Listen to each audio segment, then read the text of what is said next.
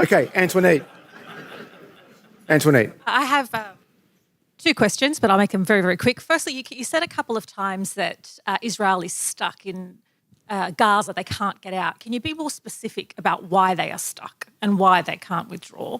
And my second question, in all the decades that you have been following this conflict, this situation closely, where do you think Israel is currently? You said that reputationally, politically, they're losing, but specifically in regards to the information war and their ability to put out disinformation. We've got beheaded babies and people being baked and widespread sexual violence. Do you think that this is different in terms of people's willingness, the broader public or the Greater West's willingness to believe everything that Israel says? These are two great questions, as are all the other questions, for sure.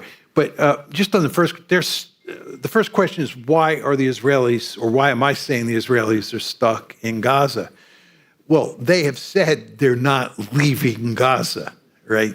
They're going to stay there, and they understand. But that's a choice, right? It is a choice, but they decided to stay. I mean, I said they're stuck in Gaza, and I said that's because they decided to stay there. I mean, it may be a choice. You might not like the choice, but that's the choice they made. And you want to remember, they've not defeated Hamas, number one. And number two, there's the question of who's going to run the place, right? So they're going to stay. How they, do this remains to be seen. How many troops they leave, where those troops are deployed, how those troops act, that remains to be seen, but they're stuck. Second question is a very interesting question. It is all about controlling the narrative. The Israelis controlled the narrative in really powerful ways up until the late 1980s.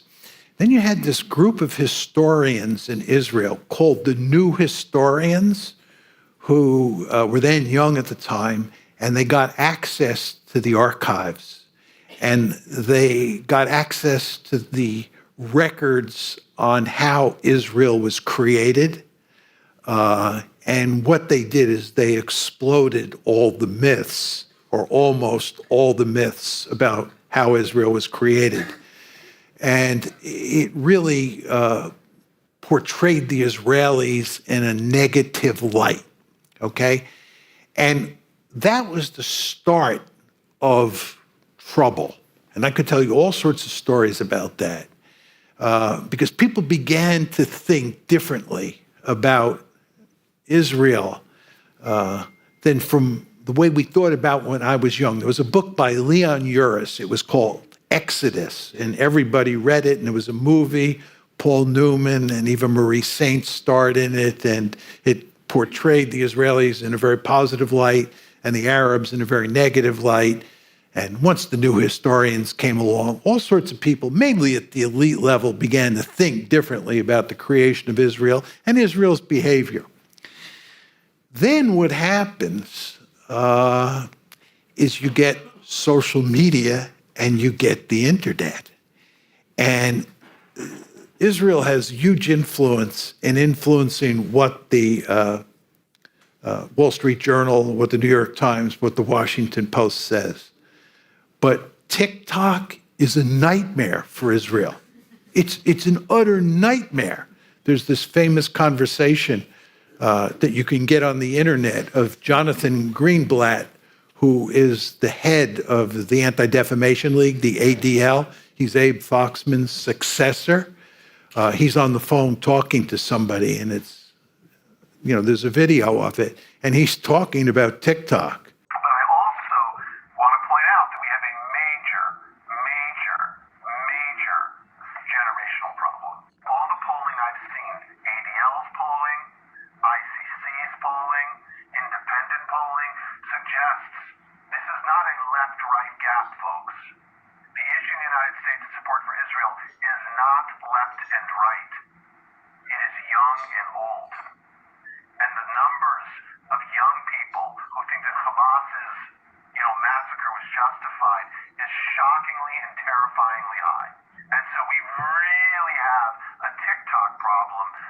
And it's just a disaster for Israel. People see what's happening. And the Israelis, this is really quite remarkable. The Israelis are filming themselves doing absolutely horrible things to the Palestinians and then putting it on the internet. It's just hard to believe. And furthermore, just on the whole genocide story, if you want to make the case that Israel is guilty of genocide, you have to do two things. You have to provide evidence of intent, number one, and you have to provide evidence that Israel's actions are consistent with the intent. Now, with regard to intent, the Israeli leaders across the board, including Benjamin Netanyahu, after October 7th, said all sorts of things that, in my opinion, demonstrated genocidal intent. This was documented in the South African case. Yes, documented in the South African case. And by the way, there was a piece in Haaretz, which is like the New York Times of Israel. And the headline of the piece in Haaretz said, "The road to the Hague," this is the International Court of Justice decision on whether there's potentially genocide.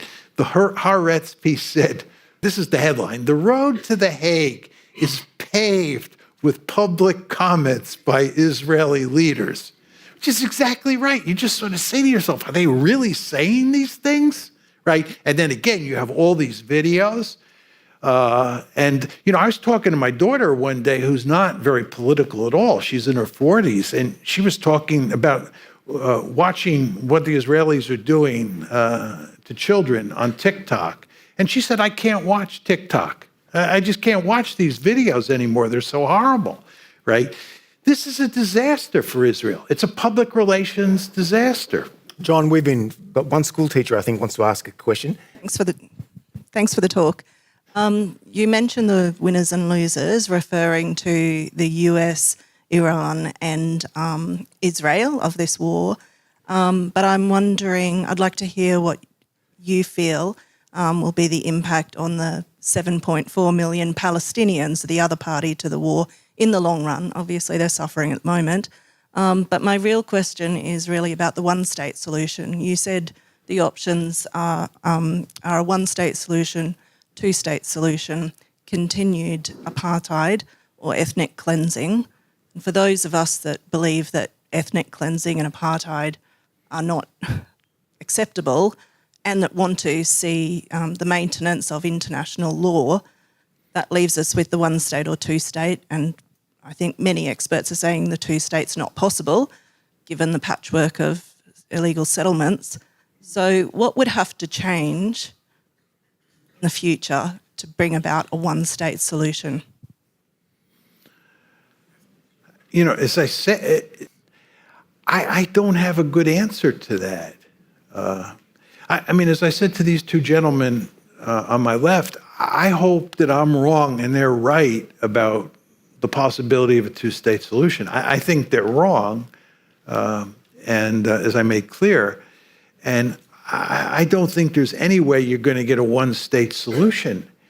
And I kind of don't, I don't fully understand where this train is headed, right? I think Israel is in deep trouble. I think the Israelis will continue to push at ethnic cleansing. I think that's what you're going to see. I think for the reasons I tried to elaborate here, that from their point of view seems to be the best solution. I don't think they can get away with it. I'm not 100% sure. I hope they can't get away with it. But where this all ends, it gets back to a brief discussion I was having with Tom when Tom said, "Oh, Israel has a nuclear weapon. It's not going anywhere." And you want to remember that South Africa had a nuclear weapon, as I reminded Tom, and apartheid South Africa disappeared. The sort of long-term future of Israel is in question for a lot of reasons, many of which I have not touched on tonight for time-related reasons. But you want to understand that immediately after October 7th, 500,000 Israelis left the country. 500,000 Israelis left Israel after October 7th? Wow. Yeah.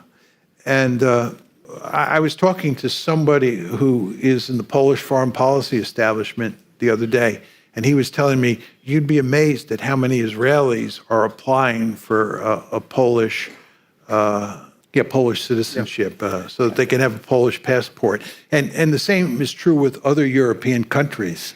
I don't want to get into the centrifugal forces that are at play inside of Israel because it's too late in the evening. But this is a country that just has lots of problems. And where this all goes, I don't know. Not least the demographic challenges. Now,